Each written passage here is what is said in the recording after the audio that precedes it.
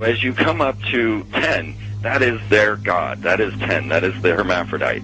But if you stop at 9 and you skip to 11, skipping God, then you are a Luciferian. Because 11 is the number of the magician. It's the one step above. Once you have accomplished the tree of life, you are now the magician. You are one above 10. But they're doing it by skipping God. That's the symbolism of 9/11.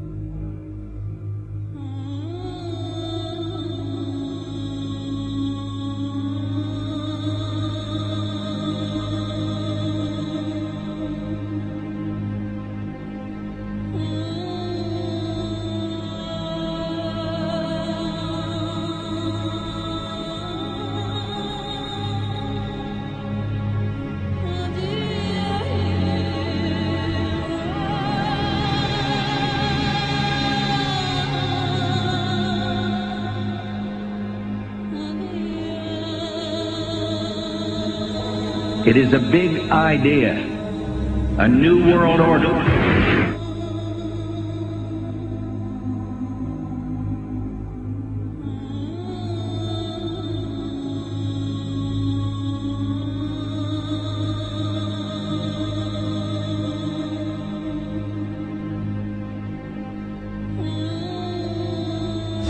We were on a side with it. We were supposed to kill two birds with one stone. In Fight Club, Project Mayhem destroys a giant bronze spherical sculpture. This seems an obvious reference to the sphere at the World Trade Center complex. Trust me, everything's gonna be fine. In a pivotal scene reminiscent of 9/11, we see the destruction of skyscrapers and the change of a skyline. Second anniversary of the 9/11 attack on the World Trade Center, George Bush asked for an $87 billion increase in military spending.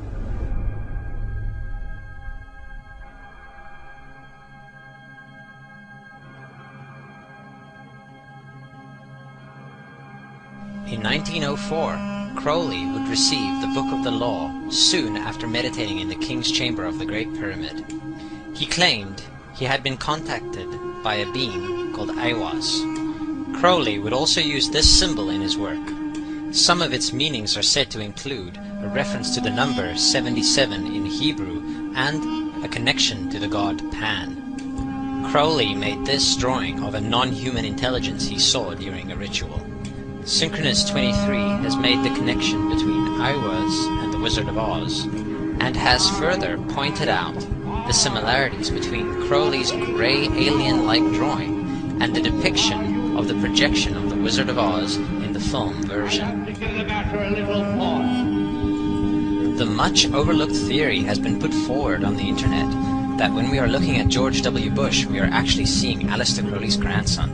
I have suggested that this video footage of George W. Bush reading The Pet Goat, coinciding with the start of the 9/11 mega ritual, is in fact a dedication of the 9/11 mega ritual to the great god Pan by Aleister Crowley's grandson.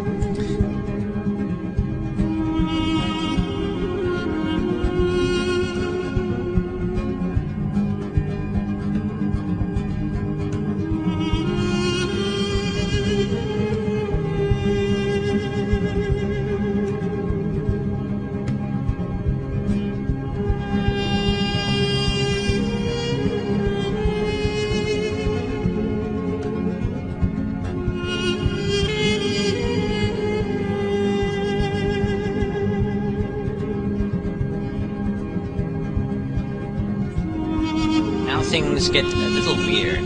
This is the 1978 version of The Wizard of Oz, The Wiz. Again we see the Emerald City connected to New York.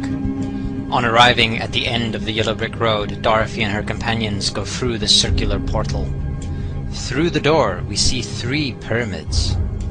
Behind the pyramid shape, in between the pyramid pillars of the World Trade Center, we see the sphere, the representation of the Kaaba.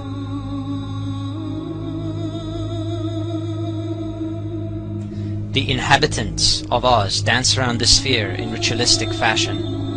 Fashioned in giant letters over the dome of the sphere, we see the word Oz.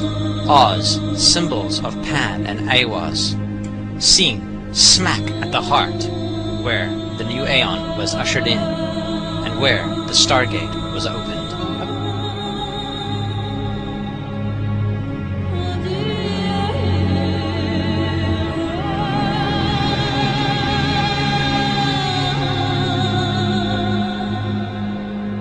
Between the Twin Towers is called the Spherical Caryatid. It was made by artist Fritz Koenig and was nicknamed the Sphere. We see that Koenig made this thing in Bavaria, the same place where the Illuminati was founded.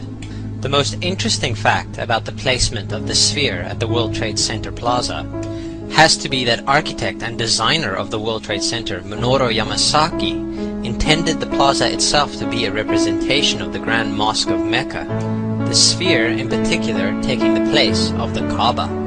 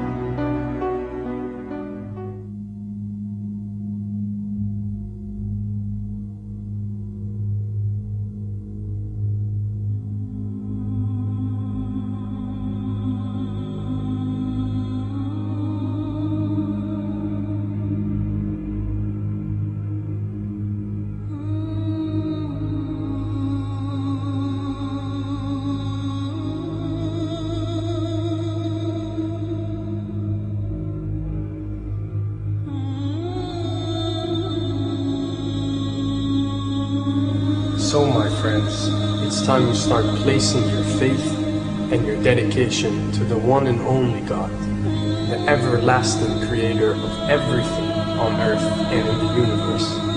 He is greater than anything our minds can comprehend. Do you know how many times Muslims are required to circle the Kaaba and revisit it? 7 times, each counterclockwise. Would you like to know why? You see, what binds us as humans to this life and to this dimension and to this earth is the limits of time and space. We are bound to this dimension and this reality through time and space. Hence, if one wants to leave this dimension or leave this reality, he needs to break away from time and space. So when you visit the Kaaba and you rotate counterclockwise, what is this practice actually doing? It is literally helping you elevate your soul and elevating yourself to break away from time and space so you can touch something so unique and so beautiful and so powerful that it changes your life forever. And if you don't believe me, ask anyone who has visited the Kaaba how he or she felt or how their lives have changed ever since.